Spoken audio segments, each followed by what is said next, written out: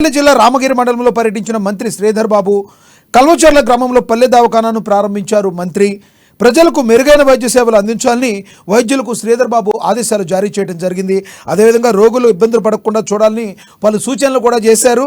మరి ఇదే విషయానికి సంబంధించి మరింత సమాచారాన్ని మా ప్రతినిధి శ్రీకాంత్ అందిస్తారు. శ్రీకాంత్, చెప్పండి, కరీంనగర్లో పెద్దపల్లి జిల్లా రామగిరి మండలంలో శ్రీధర్ బాబు పర్యటించారు. అక్కడున్న విషయాలు చెప్పండి. Thank you Lakshminath. ఏదైతే రాష్ట్ర ఐటీ శాఖ మంత్రి దుద్దిల్ల శ్రీధర్ బాబు ఆయన నియోజకవర్గంలోని పెద్దపల్లి జిల్లా ఏదైతే రామగిరి మండలంలో పర్యటించిన పరిస్థితితో ఉంది. అంటే ఆ మండలానికి సంబంధించి కల్వచెర్ల గ్రామంలో ఏదైతే బస్తీ దవాఖానతో పాటు నూతన గ్రామ పంచాయతీ కార్యాలయాన్ని కూడా ప్రారంభించిన పరిస్థితి. అయితే దాదాపు మంత్రి హోదాలో అది ఇది వచ్చిన అనంతరం కూడా పల్లె దవాఖాన అంటే ఆరోగ్య తెలంగాణ దిశగా కూడా కాంగ్రెస్ పార్టీ అడుగులు ఇస్తుందని చెప్పేసి ఆయన అక్కడి ప్రజలకు భరోసానిచ్చే ప్రయత్నం అయితే చేశారు. అయితే ఇదంతా కూడా ఏదైతే మహిళలకు పెద్ద పీట వేస్తున్నామని చెప్పేసి ఇప్పటికే మహాలక్ష్మి పథకంలో భాగంగా కూడా మహిళలకు ప్రతి నెల 2500 పాటు ఇప్పటికే ఆర్టీసీ బస్సులలో ఉచిత ప్రయాణాన్ని కూడా అందుబాటులో ఉంది. అంటే ఏదైతే మహిళలకు సబ్బండ వర్గాలకు పెద్దపీట వేస్తున్నామో కాంగ్రెస్ పార్టీ ఇందిరమ్మ రాజ్యాన్ని ఏర్పాటు చేస్తుందని చెప్పేసి కూడా ఆయన స్థానికంగా ప్రజలతో ముచ్చరించిన పరిస్థితి నెలకొంది. అంటే ఖచ్చితంగా అంటే ఏదైతే నిరుపేదలకు పల్లెల నుండి పట్టణాలకు వెళ్లి జిల్లా కేంద్రాల వరకు వెళ్లి ఏదైతే వైద్యం కోసం వెళ్లాల్సిన పని లేకుండా స్థానికంగా బస్తీ దవాఖానాలను అభివృద్ధి చేసి ప్రతి దానికోసం కూడా చికిత్స కోసం కూడా వైద్యులు సిద్ధంగా ఉండాలి. అన్ని రకాల మందులన్నీ అందుబాటులో ఉంచాలి. మెరుగైన వైద్యం అందించాలి. ఆ రోగులకు ఎట్టి పరిస్థితుల్లో ఇబ్బందులు తలెత్తకుండా కూడా మంచి సౌకర్యమైన వసతులు కల్పించాలంటూ ఆయన సిబ్బందికి సూచించిన పరిస్థితి.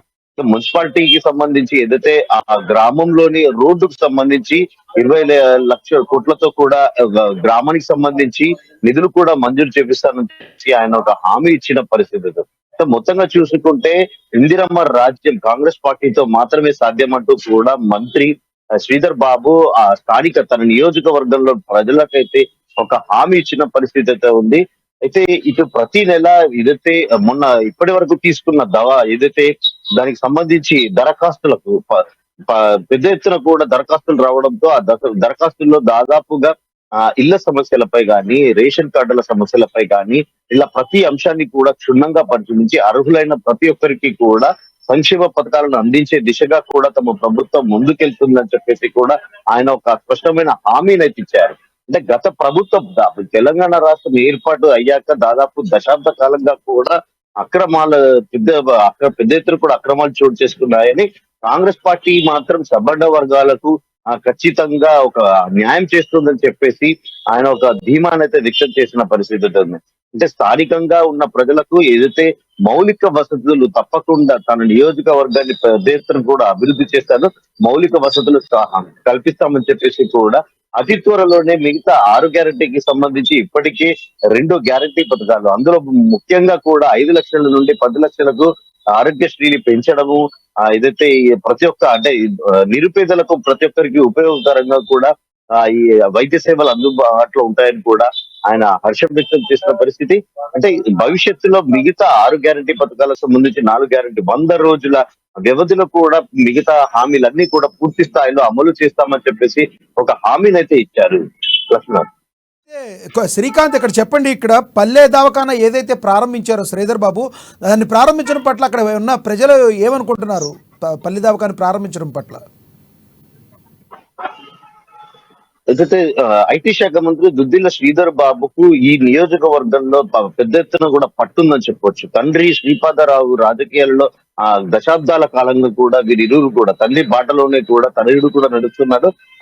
అంటే గతంలో చాలా పెద్ద ఎత్తున కూడా అంటే కేవలం ఒక్కసారి అంటే రాష్ట్ర వ్యాప్తంగా కారు హవా కొనసాగిన నేపథ్యంలో కూడా ఉమ్మడి కరీంనగర్ జిల్లా నుండి మంత్రి నియోజకవర్గం నుంచి కాంగ్రెస్ పార్టీతో గెలిచిన ఏకైక ఎమ్మెల్యే శ్రీధర్ బాబు. ఈ శ్రీధర్ బాబు ప్రతి నియోజకవర్గంలో ఉన్న ప్రతి గ్రామంలో ప్రజలు దాదాపుగా పెద్ద ఎత్తున పట్టం కడతారని చెప్పుకుంటారు. అంటే సౌమ్యుడిగా ఎక్కడ కూడా అభాండాలు లేకుండా సౌమ్యుడిగా అంటే ఎలాంటి ఏదైతే దర్పాన్ని కూడా ప్రదర్శించకుండా సౌమ్యుడిగా కూడా ప్రతి ఒక్కరితో పేరున మమేకమవుతూ కూడా ఆ నియోజకవర్గంలో అందరికీ అందుబాటులో ఉంటూ అంటే దాదాపు ప్రతి ఒక్కరిని కూడా పోయే గుణం మంత్రి శ్రీధర్ బాబు సొంతం అని చెప్పొచ్చు. ఈ నేపథ్యంలో అక్కడ ఈ ఏదైతే ఈ పల్లె దవాఖానాతో పాటు నూతన గ్రామ పంచాయతీని ప్రారంభించడమే కాకుండా కొత్తగా కూడా అంటే భవిష్యత్తులో ఆ గ్రామానికి సంబంధించి సీసీ రోడ్డు నిర్మాణం కానీ ఇతరత్ర అభివృద్ధి కార్యక్రమాల పట్ల కూడా శ్రీధర్ బాబు ఒక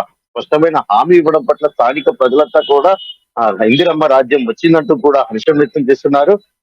అయితే ఈసారి మంత్రి హోదాలో అంటే రెండు కీలక శాఖలకు మంత్రిగా వచ్చిన తర్వాత కూడా అంటే తమ జిల్లాకు చెందిన నేత రెండు కీలక శాఖలకు మంత్రిగా బాధ్యతలు నిర్వహించడం పట్ల కూడా స్థానికంగా ప్రజలు పెద్ద ఎత్తున హర్షం వ్యక్తం చేస్తున్నారు. లక్ష్మణ్, ముఖ్యంగా శ్రీకాంత్ చెప్పండి, ముఖ్యంగా దవాఖానా ఏదైతే ప్రారంభించారో ఆ దవాఖానాలో కావాల్సిన ప్రజలకు కావాల్సిన అన్ని ఎక్విప్మెంట్ అంతా రెడీగా ఉందా అక్కడ? మరి 100% ప్రజలందరికీ కూడా అందుబాటులో ఉన్నాయా అన్ని ఎక్విప్మెంట్?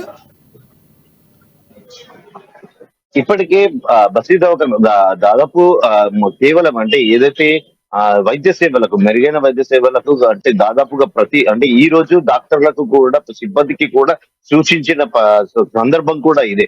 అంటే ప్రతి ఒక్క అంటే మినిమం వైద్య సేవలు ఖచ్చితంగా వైద్య సేవలు మినిమం స్థాయిలో అందుబాటులో ఉంచాలి. ఏదైనా పెద్ద తరహా ఉన్నప్పుడు మాత్రమే బయట జిల్లా కేంద్రానికి మాత్రం వెళ్లాల్సి ఉంటుంది. అంటే దాదాపు ప్రతి దానికి కూడా వైద్యం అందించాలి. అందుకు సంబంధించిన పరికరాలు ఏదైతే మందులు కూడా